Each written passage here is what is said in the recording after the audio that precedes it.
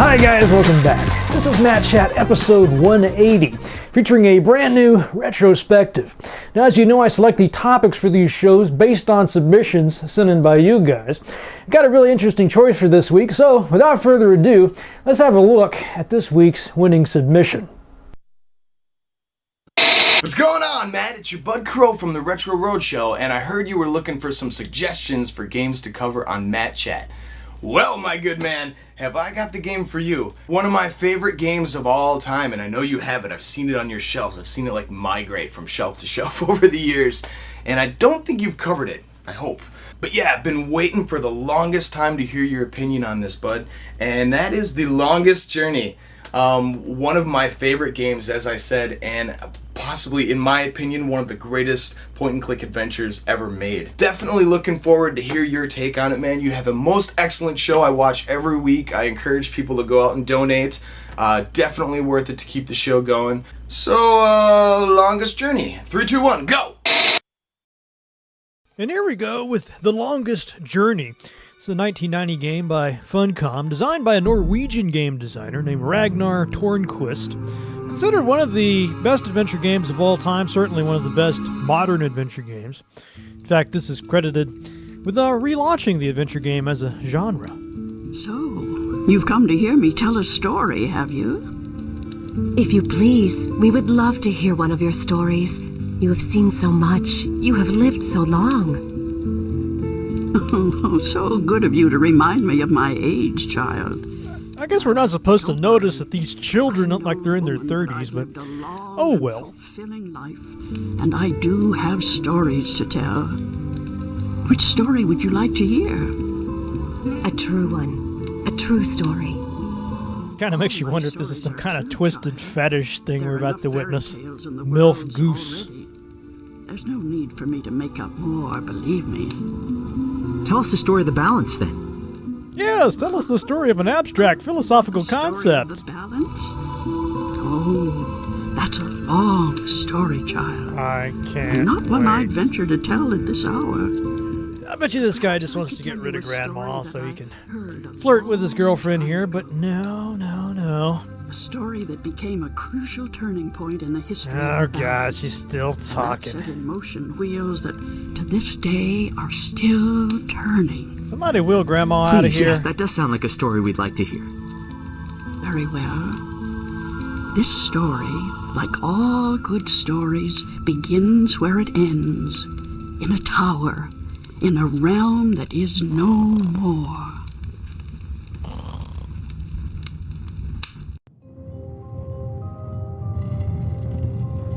I'll just warn you guys starting off here that this game is dialogue, narrative heavy. Oh my god. Dialogue after dialogue after dialogue. And it's going to take a long time before you start to care about the characters. And one to go through these big dialogues. But if you can make it through the first chapter or two, try to show you some of the later game here, it does dramatically pick up. And by the end of the game, you'll wish that it had several more chapters to go. But you definitely wouldn't pick that up from the first couple of hours of gameplay. Of course, I don't want to spell out the whole story right away, but basically we've got these two worlds we're dealing with. The world of Arcadia, which is the magical world. It's actually fun to explore. You get to that later in the game.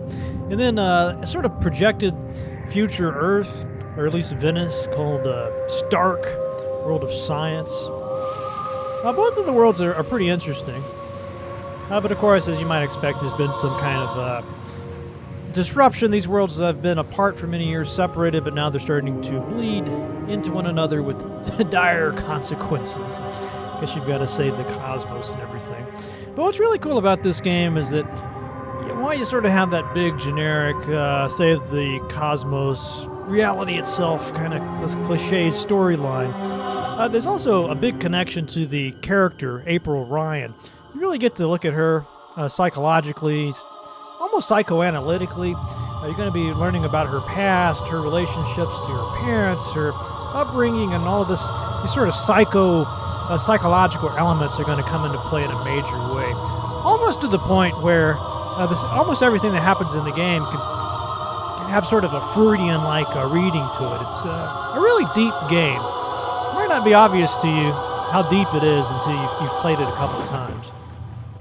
Really, for that reason, I think this is a mature game, not in the sense that it's pornographic or anything, but you really have to have a pretty good education to get a lot of these references and appreciate what they've done here. I mean, these are very, very smart, intellectual people that have designed this game.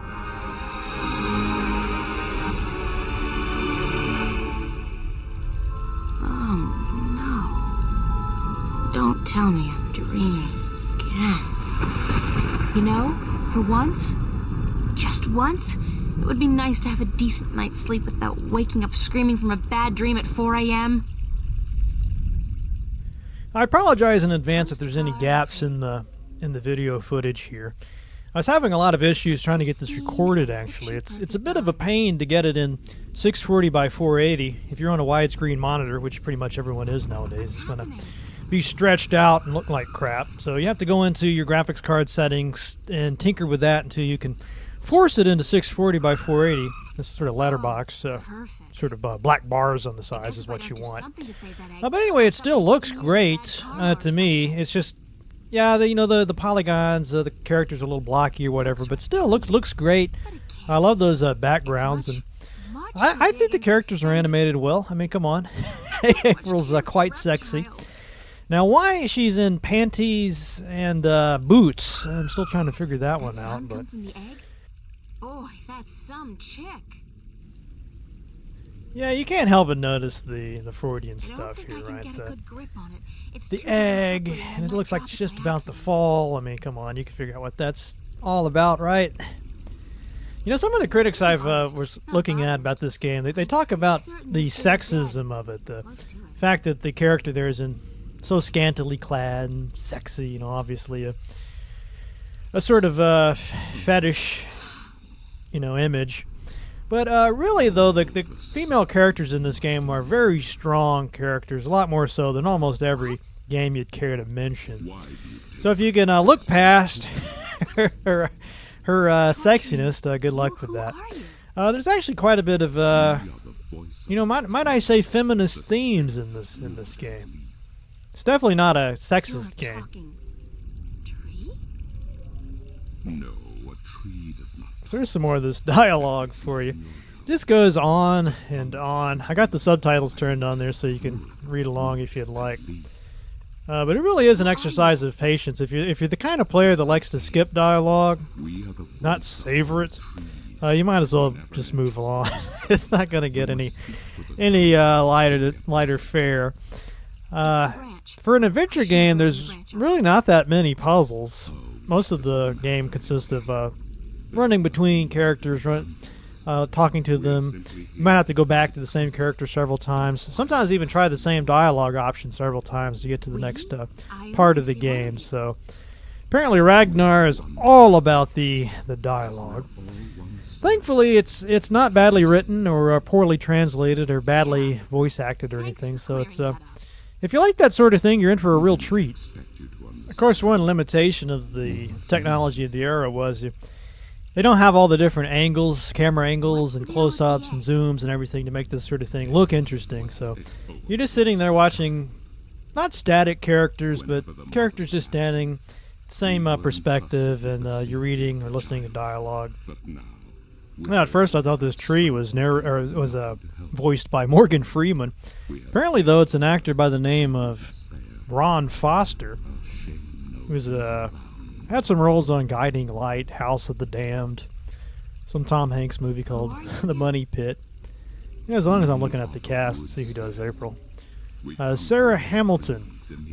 Who would have thought there was a redhead behind that voice? Oh, the pain. Battle? Between the mother and black chaos, the brook that fed us was led astray, and without water, we began to wither.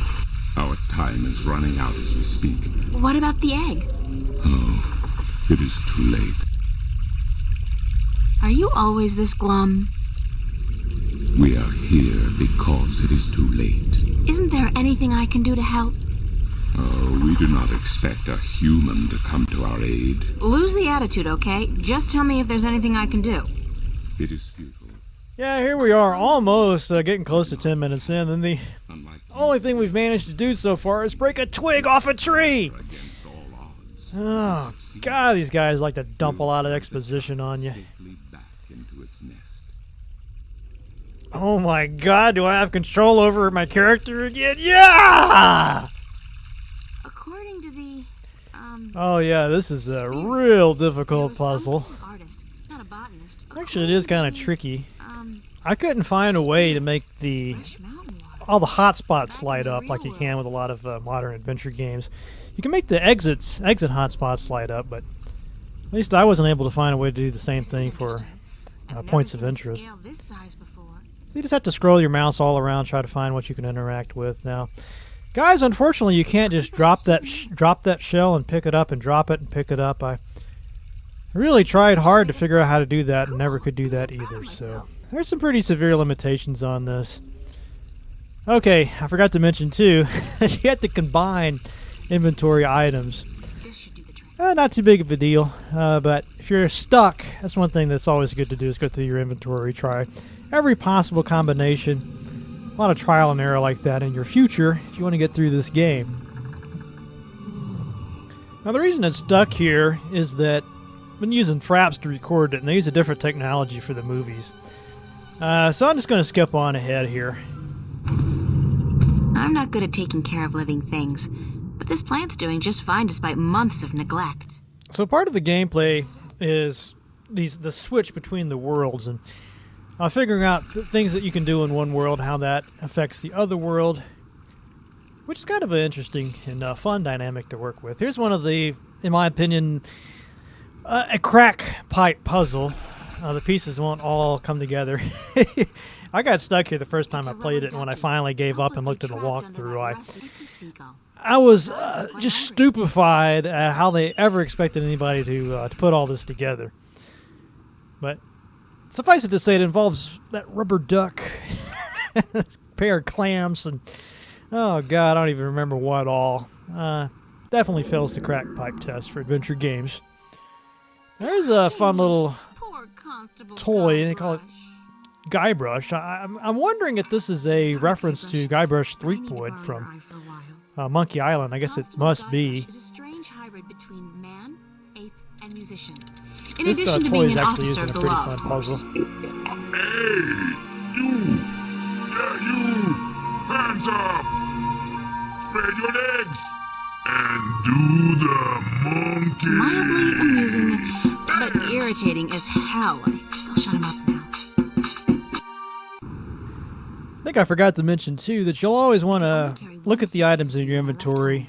A lot of times you can interact with them in the inventory screen. There'll be little components to them that you can mess with.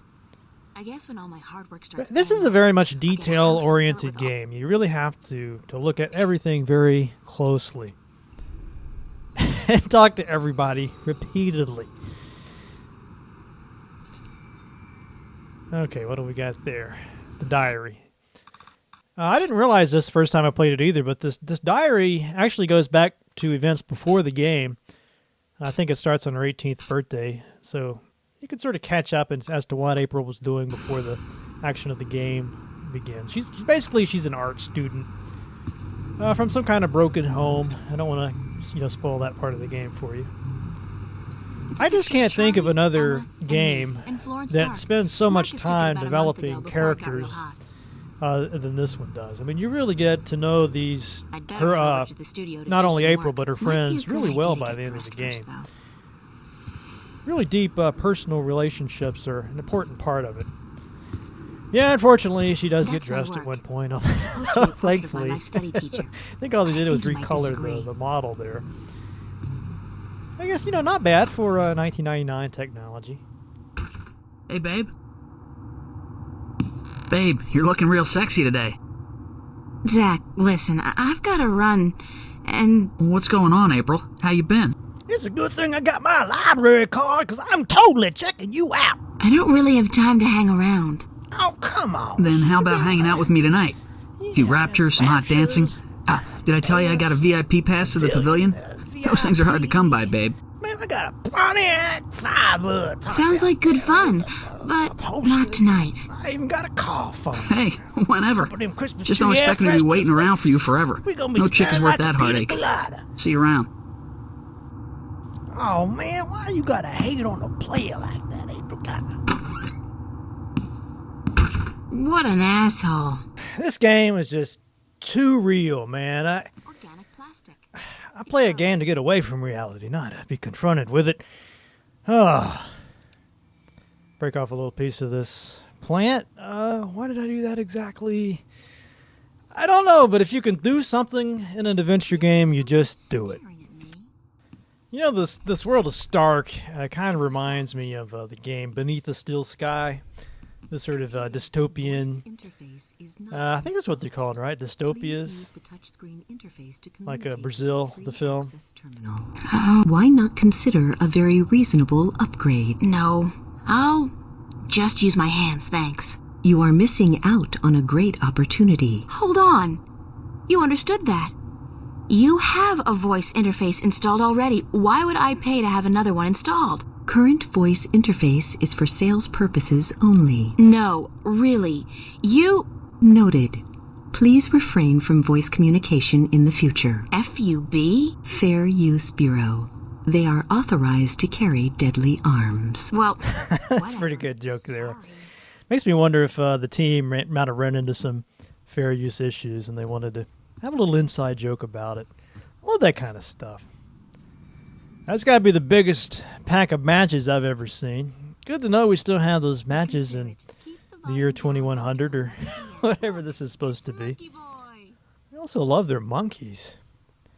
So there's a big cork board, and you better hope that you pick up that pink post-it note or you're not going to be able to complete the game. Unfortunately, there's a lot of stuff like that. If you miss a little something here and there, one little hot spot, you're going to get hopelessly stuck. So you really want to take your time with every screen. Make sure you give it a good sweep. And now it's time for another long, lengthy dialogue. Oh, kill me now. I'm fine, but I'm just a little tired that You work much too hard. not hard enough, apparently. I don't even know if my painting will be done in time for the exhibition. You need to take some time to yourself. I have time to be 18 when I've made it into the 2-year program. Take care you don't drown. That's cute. Did you come up with that one just now? Rather nifty. Okay, guys, let's move on to Arcadia. I can't take this anymore. Can you tell me where the Maybe. Because I need to find it. Sorry, guild rules. I'm not allowed to divulge any personal information about my customers. So eventually you get to go to this world of Arcadia, which is, in my opinion, probably where they should have started the game, and then had to go back to Stark at some point, because this is the part of the game I like the best. This is a really cool world to explore. There's magic, for one thing. Talking bird, it's a lot of fun. He's in the cage there. He joins you later on, but it'll take a while to get to that point. Unfortunately, though, when you first get here, you're back to running errands, doing messenger boy service, messenger girl service, I guess. Talking to people, going back. There's like a good 20-minute exposition where this priest or monk or whatever he is takes you through these murals. You're just stupefied at how long it takes. I mean, just a huge dump of exposition. Well, anyway, I think you've seen enough of this game to see what it has to offer. If I could sum it up for you, I would just say if you're okay with dialogue, if you want to sit there and listen to that, really get into the characters, if you're okay with not interacting for long periods of time, this is a great game. I mean, everything else is really top-notch. The characters, really sharp, really memorable. I was actually surprised how much of this I remembered from my first playthrough. On the negatives, there's a lot of puzzles in here, or at least a few, that to me were just totally counterintuitive and not in a good way. More like oh my God, I can't believe they put that in there that way. That was crazy. So that kind of ruined it for me. As soon as I have to go to a walkthrough to get through a game. I just can't ever get back to that level of enthusiasm I had before. Other positives, of course, the graphics are all great, especially if you can appreciate what they were able to do at the time. And this game just looked absolutely stunning in 1999. In my opinion, still looks great today. All the other stuff, I mean, what else do you want in an adventure game? Great story, one of the best. The psychological stuff that's going on, the psychoanalytical stuff with the dreams and April's past, all fascinating, well done. I think that this would work a lot better as a story or a movie than it does as a game, just because the game aspects of it are probably the weakest part of the game. By far the most enjoyable parts are the talking to people, getting to know all these different characters, a lot of really colorful people. Even this captain here is a real hoot. And I love the bird that you meet later. But you've got an awful lot of slogging to do, a lot of tedium, not all the dialogues. I mean, later on you'll realize that these characters are worth getting to know, but it's not obvious at first. You have all these options you have to go through with the dialogue before you have any reason to care about the characters you're talking to. If you catch my drift there, they definitely could have set it up better at the beginning. But overall, though, I mean, this is a classic. Nobody's going to take my opinion of it very seriously if they're fans. If you want to get into it today, there's two good options in my opinion. There's Steam and GOG, GOG.com. Both of them have it for about $10, maybe a little under $10. If Steam, I was looking at that version a while ago, it doesn't seem to have any Steam achievements or anything like that. So unless you have some attachment to Steam, I'd go for the GOG version, DRM free. You can just play it however you want to and make copies for all your devices and such. So that's what I would go with. Anyway, I'm going to wrap it up here. This is The Longest Journey Funcom, one of the biggest, most celebrated adventure games, definitely of 1999, if not of all time. And that's all for this week's episode. Hope you guys enjoyed that. I should be back next week, hopefully, maybe not. We are starting up a new semester here at St. Cloud State. For the first time ever, I'm also teaching a video games course at St. John St. Ben's, another school in the area. It's a private school, and they were gracious enough to extend an invitation to me to go teach a video games course there. So I'll try to keep you posted on that. Haven't done anything like that before, so it'll be very interesting for me, hopefully for the students too.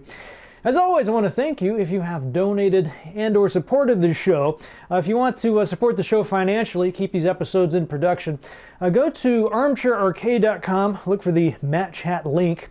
You can also support the show by buying your games from GOG. As long as you use my special affiliate link, you get a small percentage of the sale. Won't cost you anything extra, but a small percentage of that will flow back into the show. So thanks, guys, very much for your support. Now, what about that ale of the week? Now, the ale for this week is a very special ale indeed. This is a Tactical Nuclear Penguin, a beer for the dedicated, another Brewdog selection. This one has a 32% alcohol. So strong they actually ship it with this. I wanted to show you the special sort of top they include with it, so that once you open and pour some, you can put this back on and seal the bottle. You definitely don't want to drink this whole thing by yourself. Some fun stories about penguins here, again with the Scottish whiskey casks. I didn't have too much luck with that last time. This is an extremely strong beer. It should be enjoyed in small servings and with an air of aristocratic nonchalance. See if I can manage the aristocratic nonchalance. A fine whiskey, okay. So anyway, I've poured this into what I hope is an appropriate glass here. Let's give it a whiff. Okay, let's not do that again. Maybe you kind of want to... God, I feel like I just inhaled pure alcohol through my nose. I actually feel a little lightheaded just from the smelling this. Okay. Okay, I'm smelling a lot of sort of grape. It smells very sweet grape cherries, kind of like a cherry liqueur. Maybe it's kind of what this brings to mind. Very chocolatey aroma. Smells nice. I mean, you definitely don't want to do what I just did. Kind of take it easy with this one. Let's just give this a little sip here.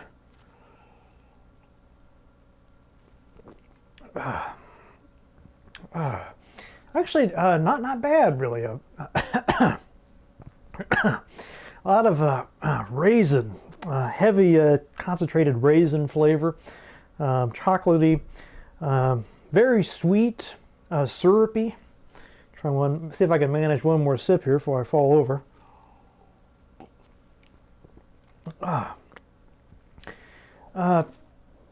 Bitter. The aftertaste is sort of, I guess, you know, just the raisins and the cherries is really what I'm tasting here. It's definitely, they're not kidding around about this being very strong. Tasty, it is tasty. Very strong, but not nearly like the last experience where, you know, with little pieces floating. Actually, they said that was possibly a what you call it, a reason to recall the whole line based on the video. So they're going to send me some more to sample. But nothing like that here. This is actually quite smooth. Considering it has that much alcohol, it's really amazing how smooth this is. That said, of course, you wouldn't want to drink a whole bottle of this. That might even be too much. I'm going to drink it anyway, but you know, ideally you wouldn't drink that much. All right, so as far as the horns go, I think I'm going to go 3 out of 5 horns on the penguin. Very nice, definitely interesting. Worth trying out just for the novelty of trying something so strong. I think the only thing I've had that is on that level is maybe a Sammy Claus, something I tried many years ago. Same kind of syrupy, sweet, knock you on your ass kind of strength. All right, what about the quotation? The quotation for this week naturally is going to come from Sigmund Freud. And it goes something like this. The interpretation of dreams is the royal road to an understanding of the unconscious activities of the mind. See you guys next week. I don't want any toast, and he doesn't want any toast. In fact, no one around here wants any toast. Not now, not ever. No toast. How about a muffin? Or muffins. Oh, we don't like muffins round here. We want no muffins, no toast, no tea cakes, no buns, baps, baguettes or bagels, no croissants, no crumpets, no pancakes, no potato cakes, and no hot cross buns, and definitely no Smeggen flapjacks. Ah, so you're a waffle man.